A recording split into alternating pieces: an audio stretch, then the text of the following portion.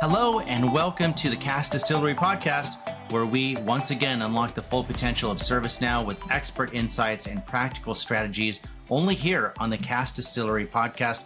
I am your host, Sean Dawson. I'm a client architect here at Cast, and we're going to be talking about leveling up employee experience with EC Pro today. And with me, I have Erin Moore, who is our Director of Employee Workflows. And she has been in the customer service world for over 19 years. And 5 years of that were her corporate life leading into HR service delivery at a Fortune 500 company.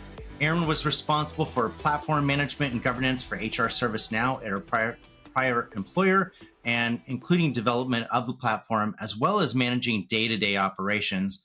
And one thing that I like in her biography and what I know about her, she's most proud about her success in driving self-service adoption of the portal. So it's not just about the technology, it's about the actual end user getting the benefit. And she realized a score of 90% with the inception of that service portal.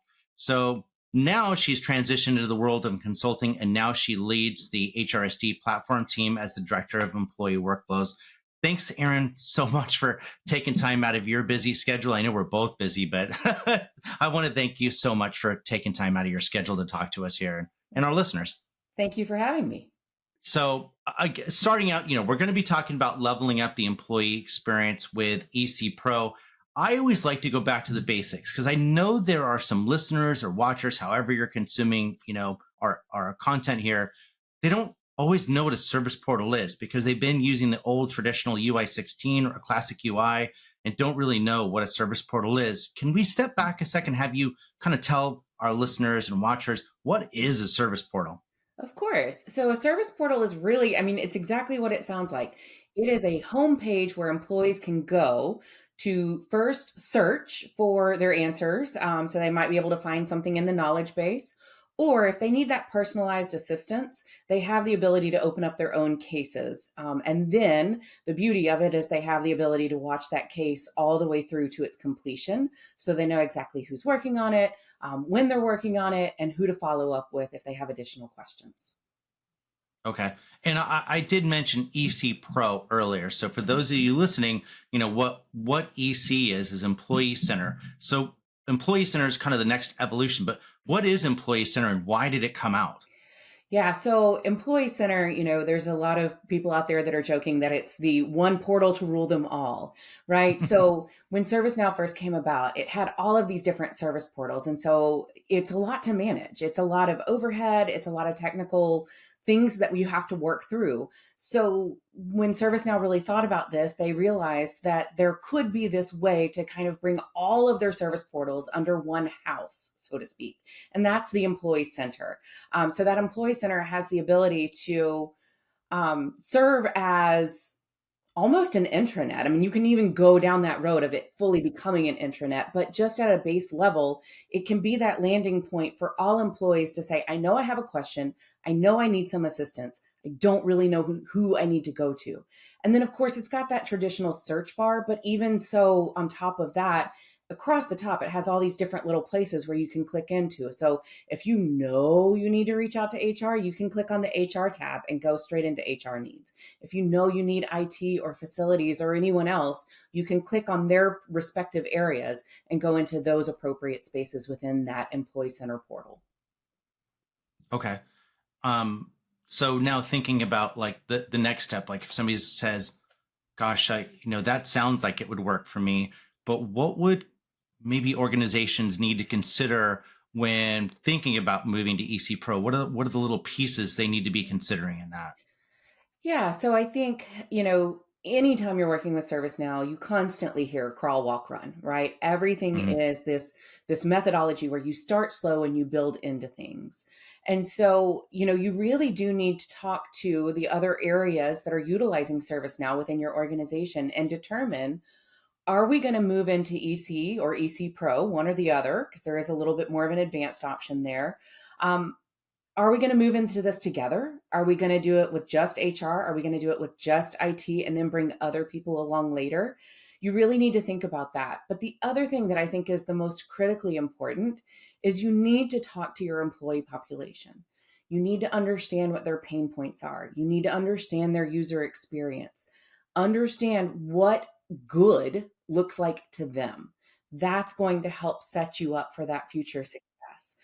If an employee, if most of your employees are saying, I know when I have a question, I need to go to this organization, then great.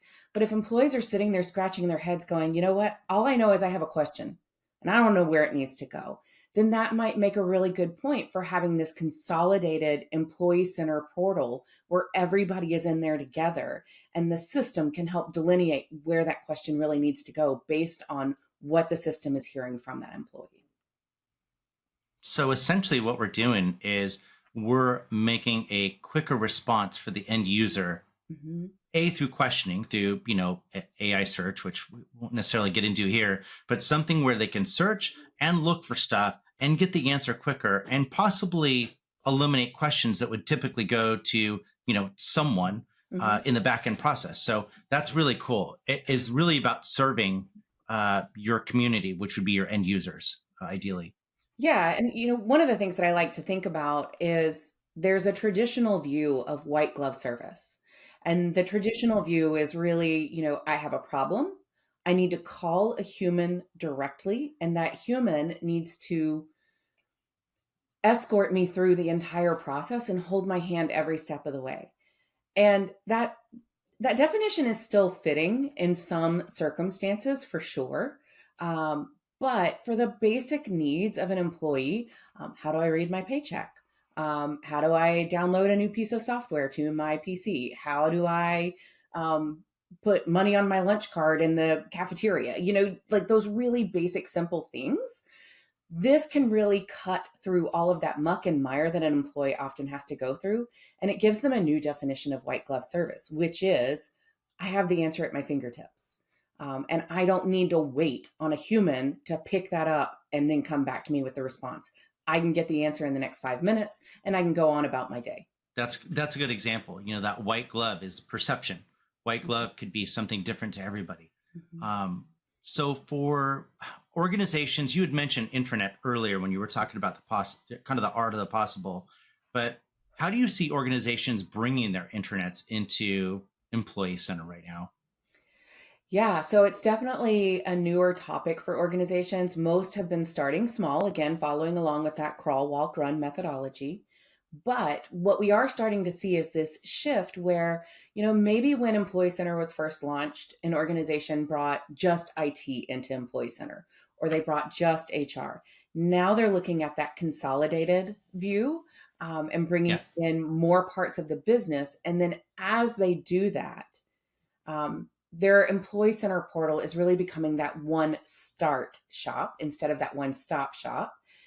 And with that, employees are going there to look for those normal pieces of information, right? What's going on in my organization today? Where's the corporate calendar of events? So you can certainly deep link to those in your intranet if you want to keep your intranet separate. But when we think about really the magic of EC or Employee Center, it really is about bringing all of that into one holistic view where the employee is getting everything that they need, whether it be their intranet, their HR assistants, their facilities assistants, whatnot. It's all under this one house in this one umbrella. Mhm. Yeah. Yeah. And I know that typically, like you said, you can bring in deep links. You can make it the place where everybody goes. We have ways to connect, or ServiceNow has ways to connect to almost anything. Mhm. And it's very easy. ServiceNow is the connector of systems anyways. Mhm. So what I want to talk about next, and this is because a question I get a lot, or we get a lot on the client architect side, is typically what's the difference between Employee Center and Employee Center Pro? Like, what's the difference? It looks like it does the same thing. So I thought I'd give you the opportunity to talk about that a bit because it leads to confusion a lot. Right. And I get it. The main difference to me is the analytics that you get out of it. So, for organizations that are new on their technology journey, or maybe they haven't gotten into advanced analytics yet, Employee Center is a great place to start. And there's no harm in starting there. I think, kind of hearkening back for a moment to what Sean, you were asking about, the intranet piece. this is where I really find the beauty of Employee Center is that now I have click views. I can see who's reading what knowledge articles. Then I can see who read what knowledge article and then had an additional follow-up question, right? Mm. So it starts to give me all of these incredible analytics just out of box with baseline Employee Center. But if you're an organization that's more advanced in your technology journey, or you have a people analytics team, not all organizations have that luxury quite yet, but it's starting to become a much larger part of an HR organization these days. If you do have those deeper analytic resources within your organization, then EC Pro might really be the place where you want to go because it has this robust set of out of box reporting that is way deeper than any analytics we've seen previously from ServiceNow. Good. That's a good explanation. Thanks for clarifying that because I think it'll help users. So, what I want to get into next is a little bit. So, typically we don't get into feature sets, but there's some cool things coming out with regards to this. And one of those is something called Manager Hub. Mhm. And it's a really cool piece of software. But I wanted to hit on a little bit because it's opening up what people, to your point, was you were talking about analytics and what you see. Can you talk a little bit about Manager Hub and what it is within EC Pro or EC? Yeah. So regardless of which path you've gone down of Employee Center or Employee Center Pro, you would have the ability to have Manager Hub. And Manager Hub is really just a sub page within your Employee Center portal where managers can go to look at any pieces of information that we decide to configure into Employee Center. But I think the biggest use cases really are, employee journey management, onboarding and offboarding. So I've got 5 new hires starting over the course of the next month. Maybe they all have different start dates. Maybe they all have the same start dates, right? It could vary depending on how your organization operates. But I can see where each one of those employees is in their onboarding process. If I'm having new employees come in, maybe I've got somebody retiring as well, right? So I can see where they are in their offboarding process. Have they created their transition plan yet? Have they done all of the pieces that they need to do in order to exit the company and make sure they get all their retiree benefits? And if Mhm. they have, then that's fantastic. But even deeper than that, just, the employee journey piece is really cool. But the other thing is you can start to get integrations with Qualtrics or, your employee engagement surveys. And you can start to see what's going on within my team. And I can see those results and I can start to make actionable steps to change my employee survey results, right? So there's just so much that you can do from that space. You can see your anniversaries, you can see your birthdays, you can see everything that's going on. You can do your position data management within Manager Hub. So again, it creates that one start shop just for the manager in and of themselves for all the things that they have on their plate. Okay. So, talking about like feature sets, again, we try to stay away from this, but I think a lot of people wonder, well, what happens if you're using, Microsoft 365 or Mhm. you're using Teams? And that seems to be the central place for where, you kind of want to meet the employees where they're gathering. Mhm. It's also kind of a marketing thing. You want to meet your people where they're at. But it's the same thing for our employees and the people that work with us. How does Employee Center fit into the Microsoft 365 and the Teams environments? Mhm. What does that look like? ServiceNow has certainly made a lot of advancement in the space of Microsoft Office product suite. So right now, they've really opened the door to having a full blown Microsoft Teams integration. So if you are an organization who you have adopted not only Microsoft and their suite of products, but also ServiceNow, Employee Center, you're using live chat, maybe you're using virtual agent, you've got your knowledge base, you've got all of your features in there. Now you can actually pull your ServiceNow portal into Microsoft Teams, and your employees who are used to using the Teams chat for everything that they do day in and day out, they can now utilize that Teams chat to do either their live chat or virtual agent chat within ServiceNow. So it's really just creating that hub where your employees, it's the proverbial water cooler, right? Like Now, instead of having the physical one because of this virtual world that we're in, they've got this proverbial or virtual water cooler where they can gather, they can get their information, and it's all housed in the same application that they're already using day in and day out. Much more Yeah. simplified and easy to get to. So let's talk about curated experience next based on roles and groups. So what I'm referring to there is I know that sometimes customers and clients look at it and go, well, I don't want everybody to log into the same portal.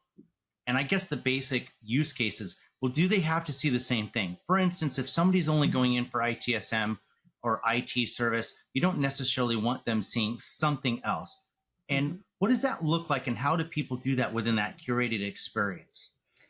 Yeah, so that's a great question. I think before I go too deep into it, I'm going to take us back to what we were talking about Manager Hub a few minutes ago, because I think it's a really nice dovetail into what you're asking about. So with Manager Hub, we all know that ServiceNow has these knowledge blocks, right, within their knowledge articles, and they're fantastic. Um, Now you can choose to create your policies with knowledge blocks, or you can create them with specific audiences in mind. And so the reason I kind of bring that up in relation to Manager Hub is with Manager Hub, you could have a repository of all of the information that a manager needs to have access to, and it would be accessible in Manager Hub. And based on the user criteria that we've applied to those articles or to the respective knowledge blocks, those pieces of information will present themselves. So that's just kind of a little bit of a dovetail into these curated experiences. So, I like to think about things like annual enrollment. Obviously, it's something that happens every year for an organization, but maybe your manufacturing employees have a different set of benefits that they're eligible for versus in-office employees. And while we all know that that's true, maybe we don't want to just outright expose that to our employees and make it very obvious and clear what those differences are. And so if we're going to go down that road, as we launch our annual enrollment campaign on our Employee Center portal, we can have those curated experiences that manufacturing employees are only getting the information around what benefits they're eligible for. And same with those in-office employees. And it just makes things so much easier for the employee to consume the information because they're not having to weed through things that don't matter to them. That totally makes sense. And thanks for clarifying that and adding into that. And again, getting into the user experience, there's something new coming out when we think of EC Pro is all the stuff around Gen AI. And, Vancouver, ServiceNow's announced some new things with, Vancouver. And it's a little bit, I mean, there's getting specifics, but I feel like a lot of people in general are like, ooh, AI, and don't know exactly where it fits. We've got a lot of people asking about Gen AI, where's it at? And we've done a couple of podcasts where we've talked about it specifically with our apps engine, with Michelle and another podcast. But what are you seeing with the Gen AI search within EC Pro right now? Yeah, so the Gen AI search in EC Pro as it stands today is a really cool feature. And again, I kind of go back to, you said everybody's talking about it and it's the buzz, right? Everybody's really Yeah, excited about it. yeah. And I love that. But I do want to stress that everything with ServiceNow really is a crawl, walk, run methodology. So Mhm. first, I want to set the expectation that if you're doing a brand new implementation of HRSD, we really don't want to go down the Gen AI road with your initial launch. Um, Mhm. what we want to do is we want to let the machine start to learn from your employees and learn their behaviors before we turn that feature on, because otherwise it's going to be a bumpy road in the immediate. But I'll move past that and talk about, from an HR perspective, it's really building out this very cool world. When I used to work in HR ops, I used to always jokingly say, well, if I had a nickel for every time I was asked X, I wouldn't be working here anymore. And I feel like Gen AI is really designed to solve that, right? Because it starts to really understand the personas of your employees, and it starts to understand employees who work in this location and do this type of job regularly ask X. And it starts to, as the employee's asking the question in the search box, it starts to really serve up what has been most meaningful to other employees when they've asked a similar question. So, it's one of those places where people start to feel maybe a little intimidated, or they feel like it's Big Brother. The reality is Amazon's been using it for years, Google's been using it for years, all of these other places have been using it. Now we're just starting to apply it at that employee level from a company perspective. And if you love it when it suggests different things for you to buy on Amazon, then it stands to reason you're going to enjoy it as well from this Google perspective, or from the Yeah. ServiceNow perspective. I want to step back a little bit, because you had mentioned it in a little bit earlier in regards to KPI. And I know that organizations usually want to know, like, okay, so I have a user experience and I've got the manager hub, but what kind of data do you see organizations wanting to see, and what kind of performance analytics are you seeing people care about? And and just wanting you to share that from the user standpoint, the people that are watching this, like, what KPIs are out there? What are others doing? What's best practice? Yeah. And so I think best practice really is understand what your employees are expecting. Employees are expecting a quick answer for things, right? They want their problem solved quickly. If they're calling it Hmm. star, it's usually not to check on the weather, right? It's because Yeah. something's going on, and it could be with their health, it could be with their money. These are personal topics that are not easy for people to reach out about. And so, first off, you have to come in with that full understanding that it is about this human experience. But on top of that, when you think about the KPI piece of it, how fast is it taking you to resolve cases? What was the expectation of how fast it would take for you to resolve cases? Um, what level of empathy are you expecting from your HR team as they deal and engage with your employees? But I think where I'd also like to talk about a little bit here is when organizations start, it would be nice to have a good understanding of what are the top 5 questions that you get on a daily basis. Again, going back to that, if I had a nickel for every time I was asked, those are the things that you want to solve for first with your implementation. Then once you've done that and you start to build out campaigns around these annualized events, that's where your data and your performance analytics is going to go into hyperspeed and hyper work mode, right? Like, it's so cool what all you can do. And so, Sean, you mentioned I started on my ServiceNow journey actually back in 2017, which was very early days of the HRSD side of the platform. But even then, we had these analytics at our fingertips and they were so useful. So I think about, we had this one annual event, and every year the parameters of that annual event changed, but it was very impactful and meaningful for employees to take the steps as a part of that event to ensure that everything was going to be good for them. But because the parameters of the program changed every year, employees were often confused. And so, me being a new HR leader and having worked in the world of, customer service for so many years, employees came in and they started asking questions as the event was wrapping up.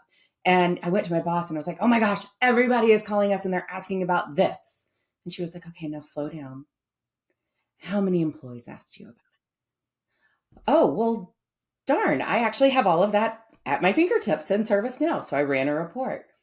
And out of a population of 10,000 employees, we'd had 800 queries about it. Hmm. It's kind of a high volume, especially given that I Yeah. only had a 4-person team. A little bit Yeah. intense. So then we take that to the person who runs this program and we say, hey, these are the questions we got. And we were then able to work with corporate communications to build out a better communication avenue for our employee population for the next year's annual event. And then at the end of that event, we were able to measure it. And we had about 200 inquiries that year. Huge decrease in volume. Hmm. Third year, I'm running this program. This time, we've taken an even deeper look at those analytics that we had from ServiceNow from the prior year.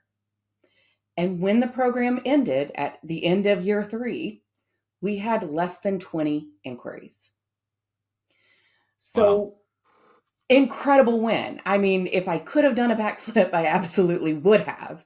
But to me, that's the power of the data. That is saying, this data is not a once and done. This implementation is not a once and done.